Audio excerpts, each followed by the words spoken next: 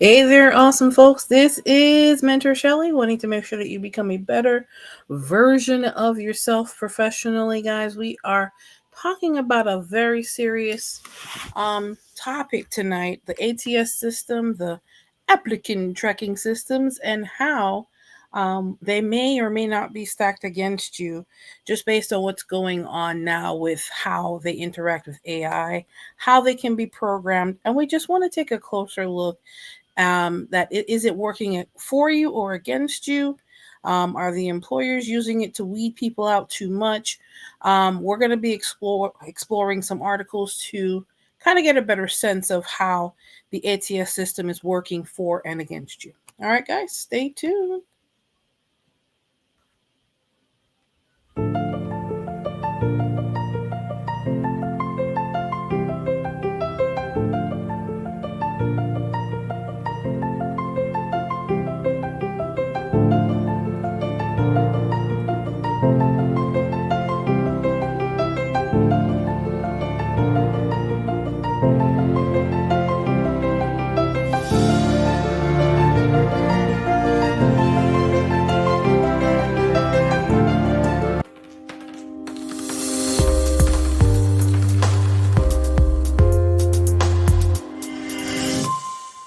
All right, beautiful people. This is Mentor Shelley.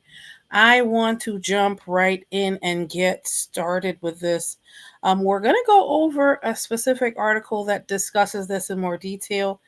It gets into the weed of how ATS systems can determine whether you reach the employer or not. For those that are coming in, go ahead and drop a like, share.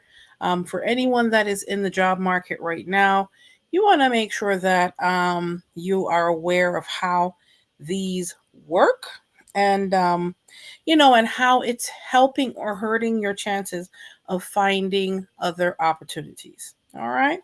So let's jump in here, folks. Let's see.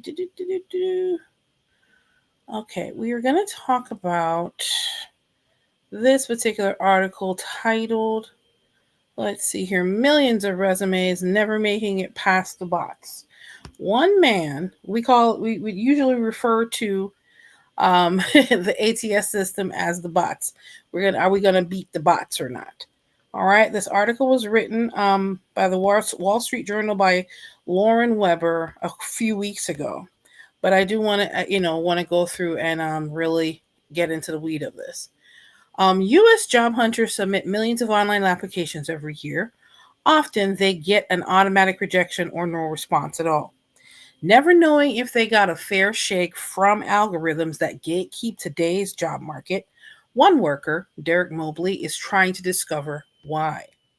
Mobley, an IT professional in North Carolina, applied for more than 100 jobs during a stretch of unemployment from 2017 to 2019. Ooh, that's a long time. That's 2 years.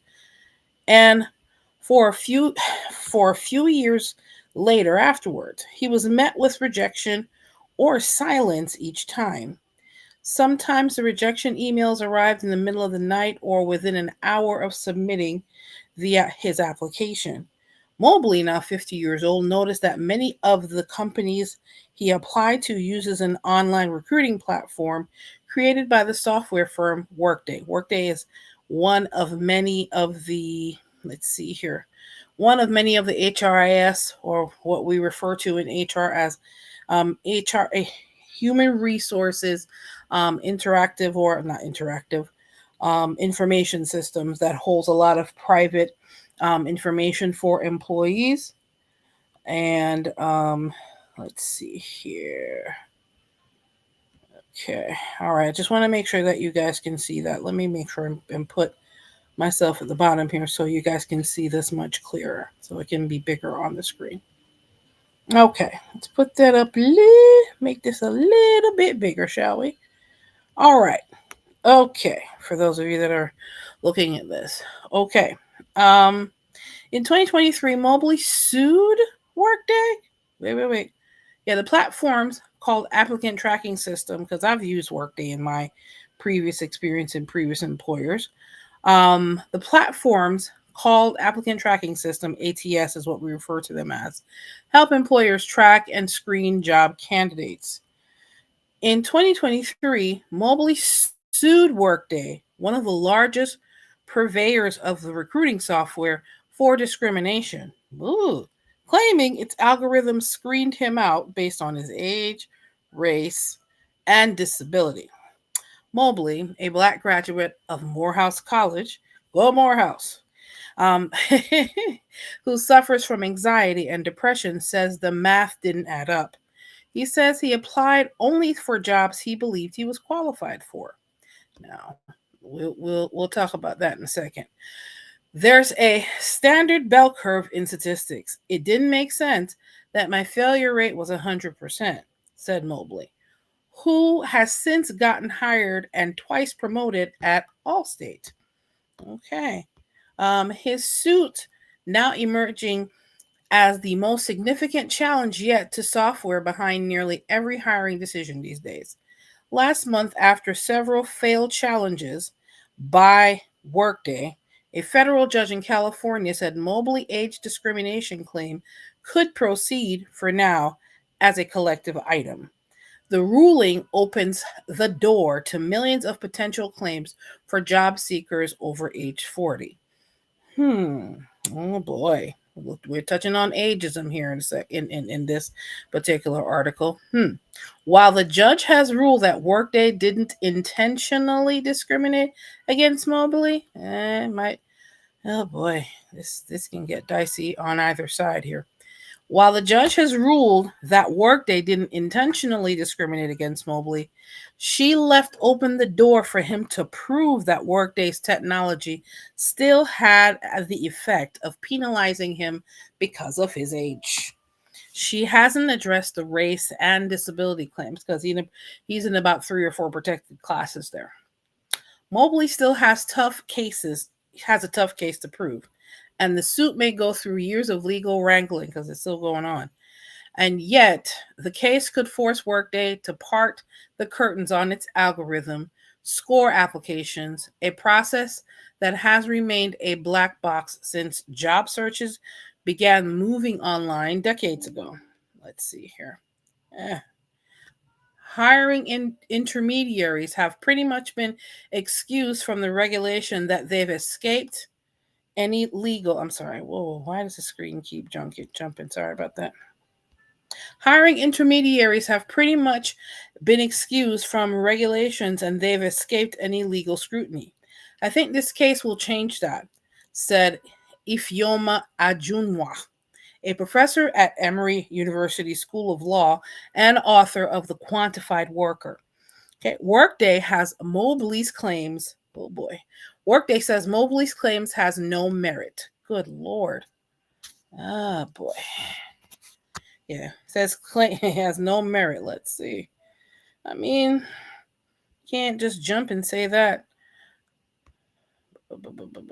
Okay. One moment. Having a little technical difficulty here. I don't know what's going on with this thing. All right, Workday says Mobley's claim has no merit because this is the first of its kind. I've never heard of somebody suing a HRIS system company before. Has no merit. It says its software matches keywords on resumes with the job qualification that its employers, which is Workday's customers, load for each role, then scores applications as a strong, good, fair, or a low match. Do you hear the gradings on that? Great, fair. I say good, fair. Let me make sure I get all of them correctly.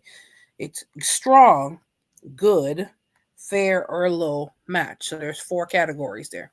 While employer clients can set up knockout questions that lead to automatic rejections, for example, asking if a person has legal authorization to work in the US or is available for work weekend shifts, the software is designed so employers can make the final decisions on candidates who make it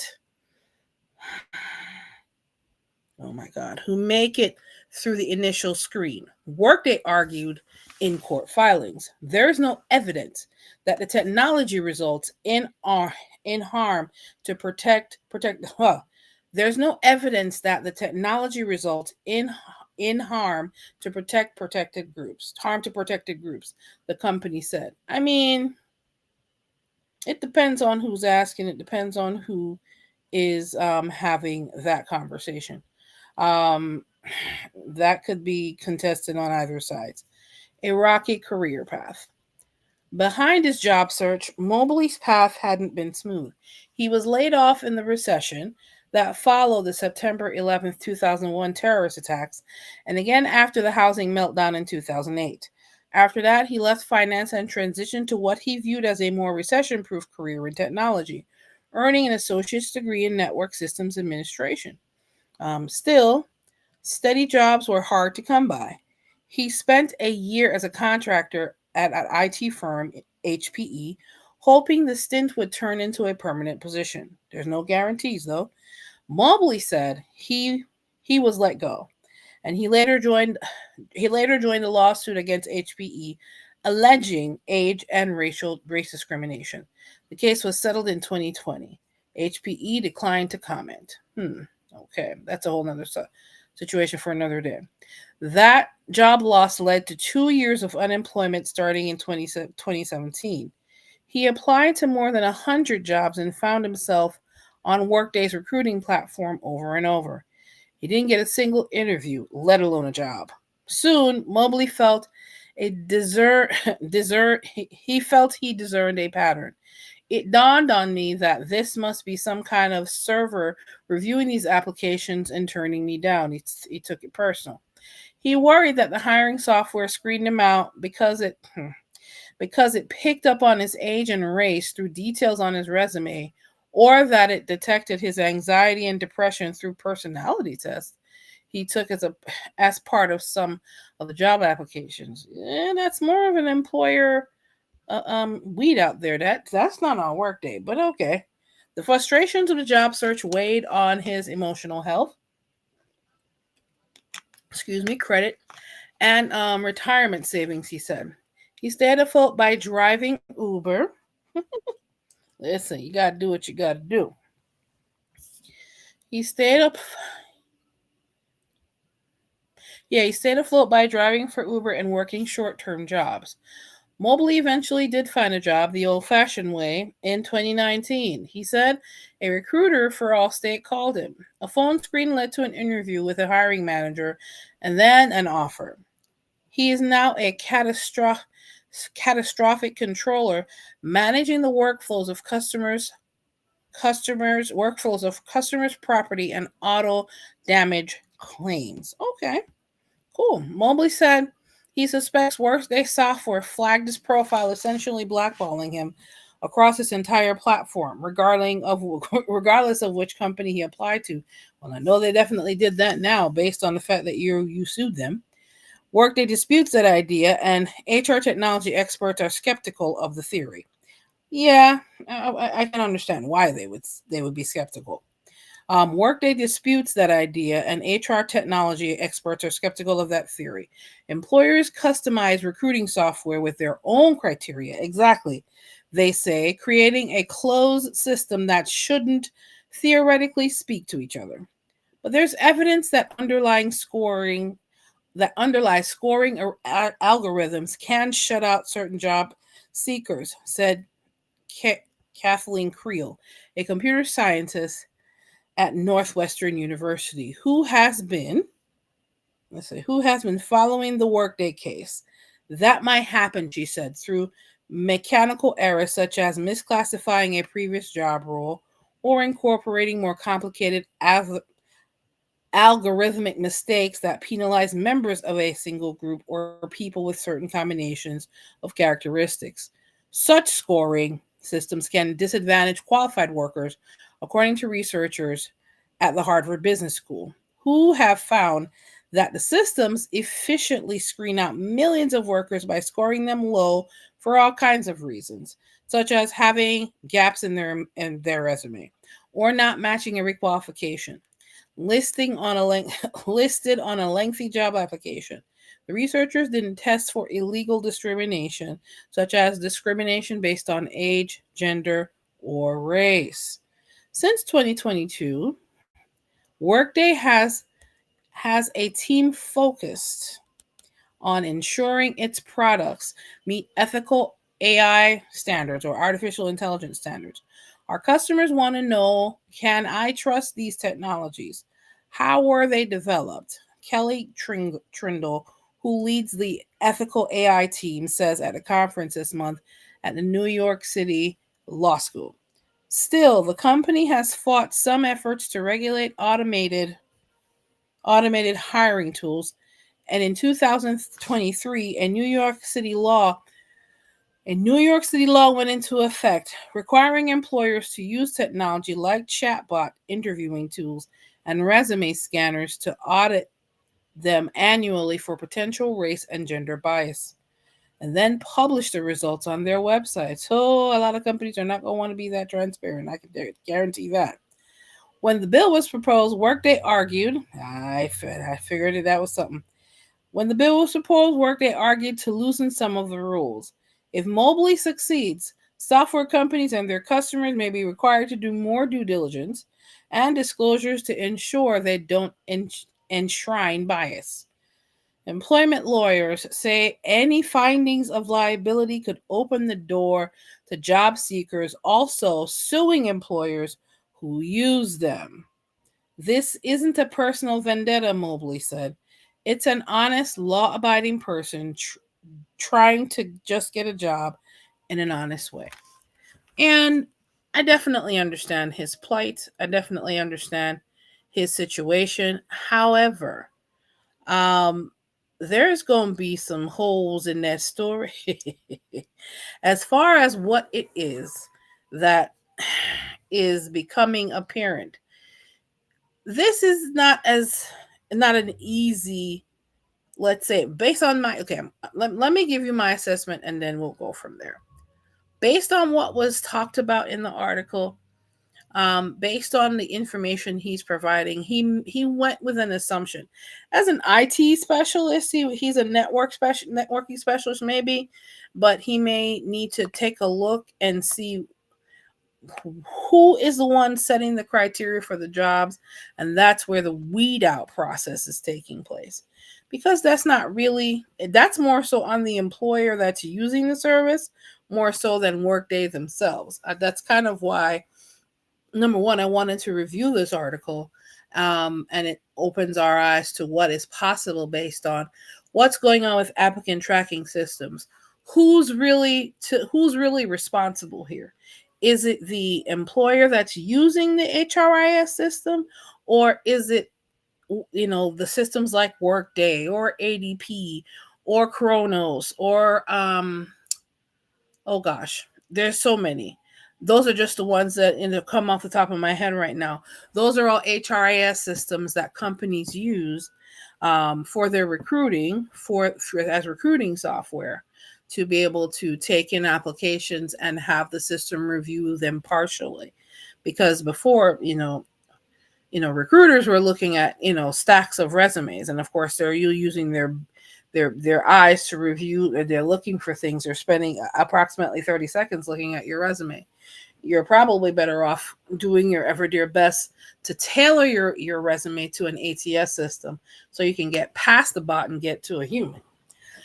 But there are questions I want to pose in this particular instance for this, so we can get a better sense and understand what's going on here.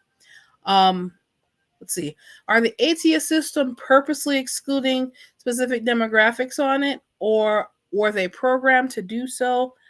I'm going to inherently say no, because if they're found to really do that, they can get themselves in some serious trouble. That would be illegal. Yeah, they have to abide by. Let's list the laws, shall we, folks?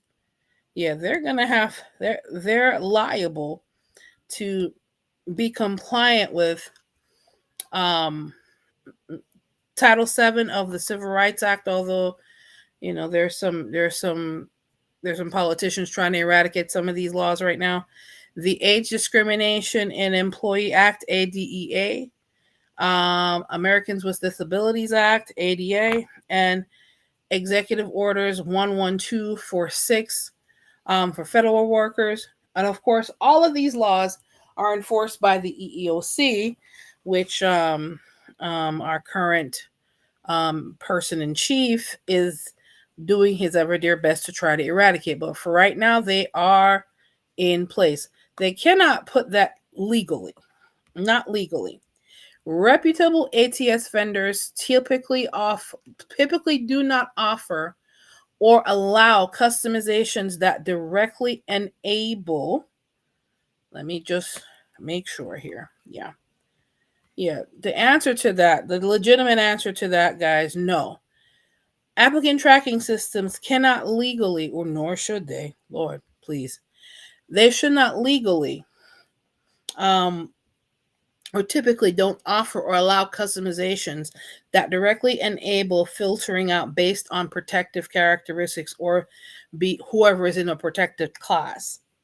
They can't legally do that. However, based on the lawsuit that this man is alleging, right? Based on this lawsuit that Mr. Mobley is ensuing or pursuing with Workday, he's trying to imply, based on his experience, that was what was going on. And I'm going, unfortunately, I mean, I understand why he did it, but to be honest with you, they can't legally do that. And if they're caught doing that, there's going to be some repercussions with the law, with the EOC and other employment laws. So legally, they really can't do that. Hello, NC worker. Welcome to the live. How you doing this evening? It's been a minute, but we are here, and we want to make sure that when you guys are applying for better opportunities, that you don't have bots working against you. So that's why we're looking at this tonight. All right. Now, question number 2 I want to pose. Who sets the criteria for the ATS system? The system administrators or the employers using the system? Now, here is where my experience in HR will definitely tell you the employer typically has 99.9% of the customizations as to what they're looking for in the criteria for each position that they post, whether it's be through Workday, through Kronos, through other ATS systems. The employer has to set the precedence for the positions.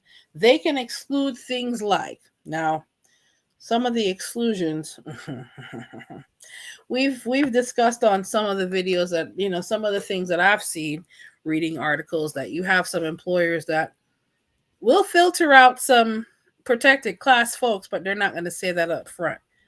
But we're going to talk about that another day. However, in this particular case, they're not able to legally do that. It should not be something that they do as an employer. So to answer this question, it's the employer that is going to set the criteria for each position that they post.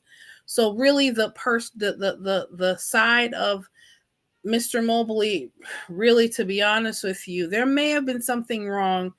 There may have been something with his resume that is not gelling or is not catching the right, it's not going through the ATS system. There are, if you do work with me as a career coach, I can actually go through with you based on the position you're applying for and make sure that your particular resume is ATS ready. So you can use that resume to get past the ATS system, because you have to get a particular score for that position. That's why it's so important to tailor your resume to every job that you're applying to as part of your career strategy. Now, I'll also encourage you guys and let you guys know that one of the best ways to find a job is not necessarily through the ATS system alone. It's through networking. So you're probably that's going to be a more reliable way to find better opportunities. But if you are using job applications online, you have to make sure that the resume you're using is going to be ATS ready. All right. You want to make sure that you use every tool, right, that you have in your arsenal to help you find the opportunities that you truly want. Now, question number 3. Like Mr. Mobley, right? Are you guys running into, right?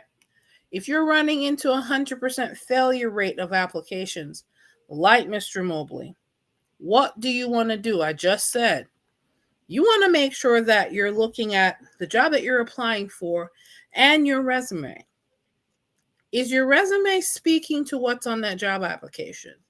You have to tailor your resume to that particular job application because you might be applying for, let's say, systems engineer at 3 different companies. And for the systems engineer for those 3 different companies, their job descriptions could be very different because they're looking for specific things for each company. Every company has a different need in a systems administrator. What systems are they talking about? What software are they talking about? What hardware are they talking about? You have to be able to tailor your resume to that specific job description. And if you're not doing that, you will probably end up with a 100% failure rate.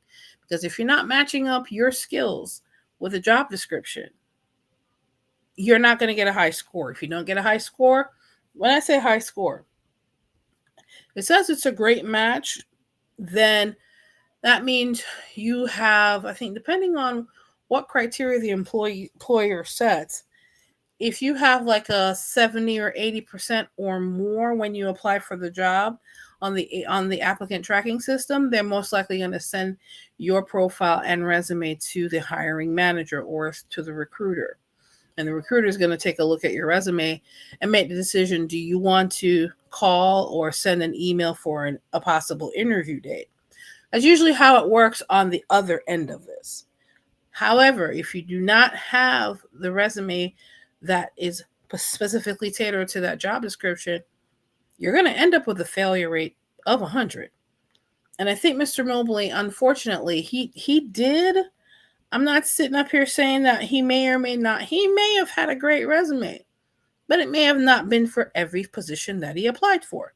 So that's why he ended up getting a 100% failure rate. Not because it's the workday system, not because he didn't have the experience, but because he may have not taken the time to tailor his resume to every job that he applied for, because every job description is different, even for the same positions. I know that's a lot to ask for, which is why I say concentrate maybe 60 to 80% of your time with networking for your job opportunities more so than just applying online. You want to make sure that you're using all the resources, all the ways to obtain better opportunities.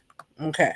All right. We just touched on that. You want to make sure that it's not just the ATS system because it takes a while, it takes time, and it's time consuming, and it doesn't yield as much results as networking. When I say networking, this is what I mean. I mean the people you know online, the people you know offline, the people that are in your phone, the people that are on your Facebook list, the people that are connected with you on Instagram, the people that are connected with you on TikTok, the people that are connected with you in certain social groups like church or your bridge club or your bingo team, whatever way you are connected to people that is part of your warm network. Talk to people. People are connected to other people that are connected to jobs that are connected to business opportunities. Talk to people. Okay? You're probably better off concentrating more in that arena to find a better opportunity than just applying on the ATS systems. Okay? Now, that's just one of the ways. That's the ATS system is, applying online is one of the ways, but networking with folks is probably one of the best ways to find great opportunities. Now, okay. Now, one of the questions that I also want to put before you, right now, where are you job wise? Are you looking for a job right now? Are you employed and looking for better opportunities? Right? Are you laid off and looking? If you're laid off and looking, then I know you're in a particular position. And I do have some resources available for that. We're going to talk about that in a second. Or if you are doing contract work right now, you're doing temp work, whether it be Uber, Lyft, Postmates, or you're working with through a temp agency, doing temporary work for 30 days, couple months, however long. Maybe you're trying to do a temp to permanent hire. Whatever place you are in, understanding how to how you're going to be able to use the ATS system is also important. No matter what situation you're in, if you're laid off or you don't have a job or you're unemployed and looking, if you're employed and looking, if you're in a temporary situation and looking, doesn't matter where you are right now. You want to make sure that you are applying with purpose. And if you're looking for help in that area, if you are employed and looking and you're not sure that if you're doing the right thing or not, or if you're running into this issue where you're not having any success and you need my help and you want to work with me one-on-one, you can go to, let's make sure you guys can see it here. Okay. All right, you can go to my Calendly link at calendly.com/mentor Shelly and mentor Shelly 3. And you can either go to, let's see here. We could work together to make sure that your resume is up and running as far as the structure is concerned, or you understand, and I'll go through with you in our sessions how to tailor your resume to each job description, because that could have been Mr. Mobley's issue. I'm not sure, the article didn't give rise to that, but that may have been the issue why he didn't penetrate any employers by applying through the ATS system. He did it the old-fashioned way. Or if you're looking for me to help you not only with your resume, but strategies on how to obtain better opportunities, not just through applying through the ATS system, then you definitely want to schedule a consultation with me here by going to calendly.com/mentor Shelly 3, and you would click on the career strategy or layoff consultation. That's a more in-depth one-on-one consultation that once you decide where it is, what you're looking for, then you answer the questions, and then we would go through what it is that you are inherently looking for. Okay. Now, if you are laid off and looking, I do have a great resource that is available to all of those of you that are laid off right now. And it is uniquely structured for all of my folks that are looking for great opportunities, that are laid off, you're still receiving a severance, you have a severance in your hand right now and you need help on negotiating that severance, then I do have a workshop available. You can go to mentorshelly.com/layoff. You can go ahead and watch the video and go ahead and sign up for that class. It's going to click here to join Overcoming Layoff workshop today.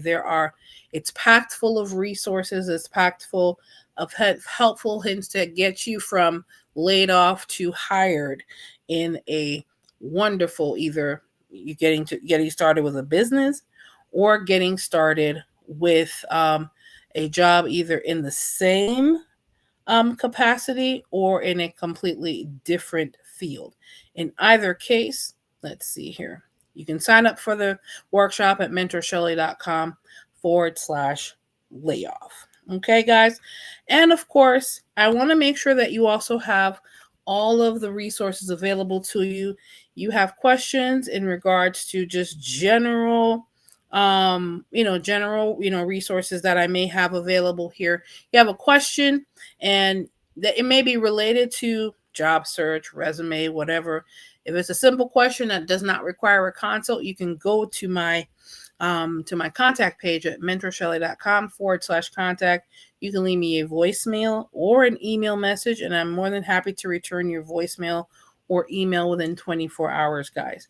But I want you guys to know I know the ATS system sometimes it may seem like it's stacked against you, but there are things that you can do, like what we talked about tonight, that can truly help you. Whether you have a job but you're looking for a better opportunity, or you've been laid off and you're looking for better opportunity, or you're in a temporary situation and you're looking for a more direct hire situation. In either one of those cases, I can definitely help you to get from where you are to where you want to be professionally.